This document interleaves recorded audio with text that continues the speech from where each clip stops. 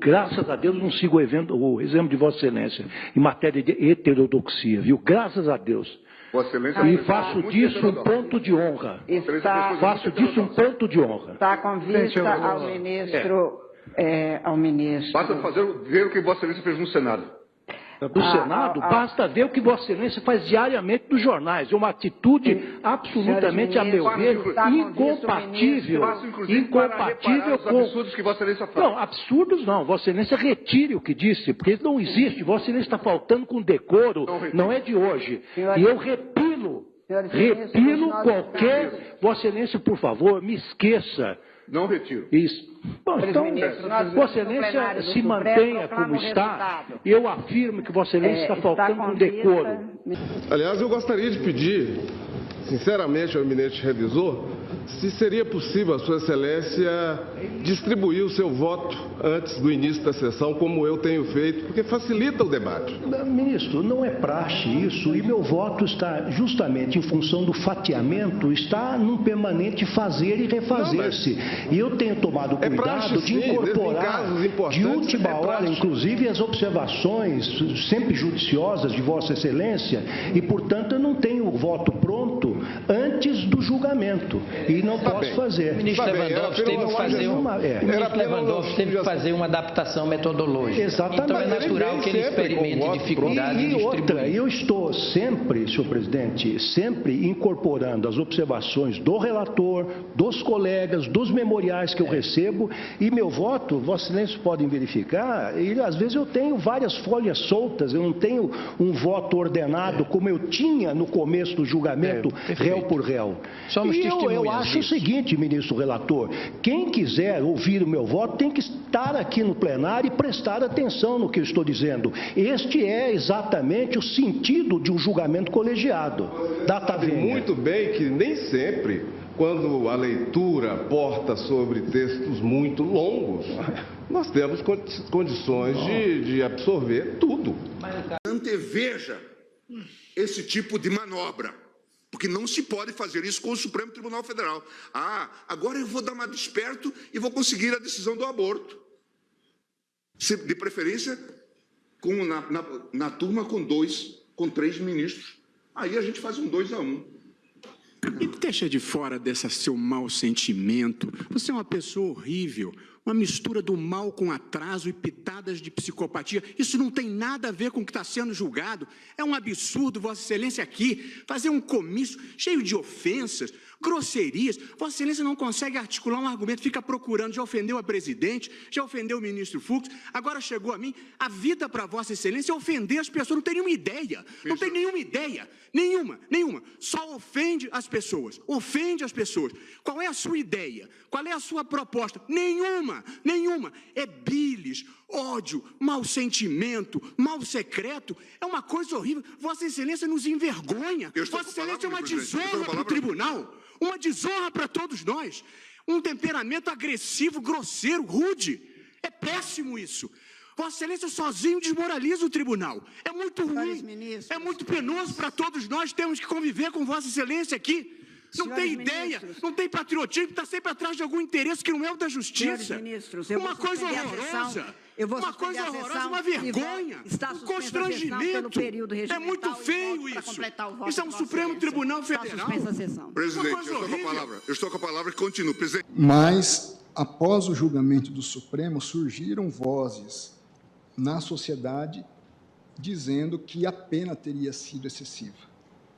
Eu cito nesse sentido entrevista dada ao jornal Estado de São Paulo por Fernando Abrúcio, em matéria publicada no dia 28 de abril de 2022. Diz a chamada da matéria: pena de Daniel Silveira foi um pouco exagerada e Congresso não deu suporte ao STF, diz pesquisador. Permite, ministro André? Permito. O Abrúcio é jurista? Não, é cientista. Não, só para que conste nos anais. Mas cito também Fernando Capês, no consultor jurídico, que foi colega de Vossa Excelência. E, à época, candidato a deputado pelo partido do presidente. E cito Valdo Cruz, a que ele não faz referência nenhuma. a nenhum jurista. Também não jurista. Não, não é. Mas ele diz o seguinte, salvo que a gente vai dizer que seja fake news. Podemos até dizer. Levando em conta quem está sendo julgado, é possível. Diz Valdo Cruz, apesar de condenação correta, pena aplicada a Silveira pode ter sido pesada. Avalia parte do STF. Não sei que parte é essa.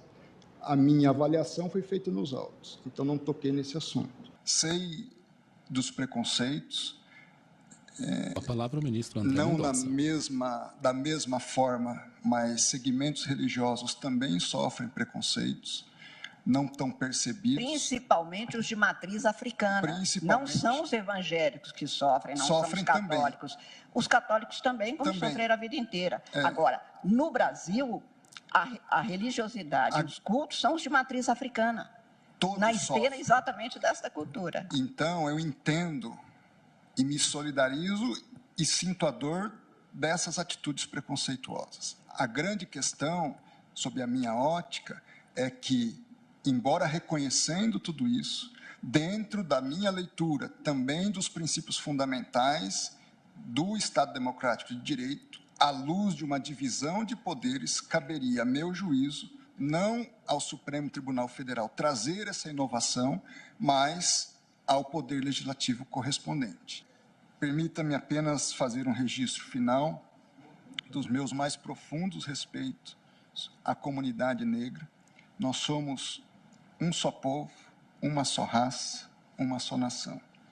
Mas apenas para dizer, ministro André, e aí como uma das iguais brasileiras de um só povo, que nós mulheres, os negros, os indígenas, os deficientes, entre tantos outros, somos parte deste povo, que não é um só, porque a Constituição garante a igualdade na forma, mas é uma construção permanente e pode ter certeza que quando eu digo que a gente sofre discriminação, é um sofrimento na nossa dignidade. Somos mesmo um povo com muitas desigualdades.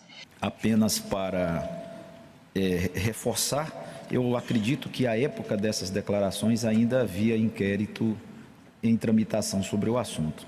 Não, já havia sido encerrado há alguns anos já. Eu, inclusive, à época era secretário de Justiça, foi lá atrás. Existe inquérito em Minas e São Paulo, ainda da relatoria do ministro Celso de Mello, do qual eu sucedi. Por isso que eu indico que ainda esse assunto... Desculpe, ministro Cássio, isso já está encerrado em São Paulo. Até porque não há ninguém com foro privilegiado em relação ao assassinato ocorrido em Santo André. Não consta que nenhum deputado, senador tenha participado. Não me reporto ao assassinato em si, e sim aspectos que dizem respeito à relação do partido com o crime organizado, e isso ainda, à época, havia tramitação, e eu me recordo porque eu herdei esse processo ainda da relatoria do ministro Celso de Mello, mas não é especificamente em relação ao assassinato, não é isso que eu me refiro. Aquela senhora do centro de uma cidade pequena que vende o milho e que todo mundo a conhece, é uma figura quase que folclórica na cidade, querida por todos, e os partidos a disputam e a convidam para participar do pleito. A partir do momento que ela se filia, há um completo abandono do diretório municipal em relação à candidatura. Então a gente precisa ter um pouco de empatia com essas mulheres que se candidatam e são abandonadas pelo partido. Nunca participaram da campanha eleitoral, não sabe como percorrer esse caminho durante o pleito. Vossa Excelência, como eu, talvez mais eu do que Vossa Excelência, conheço o que é uma vida no interior, no interiorzão bravo de um sertão mineiro.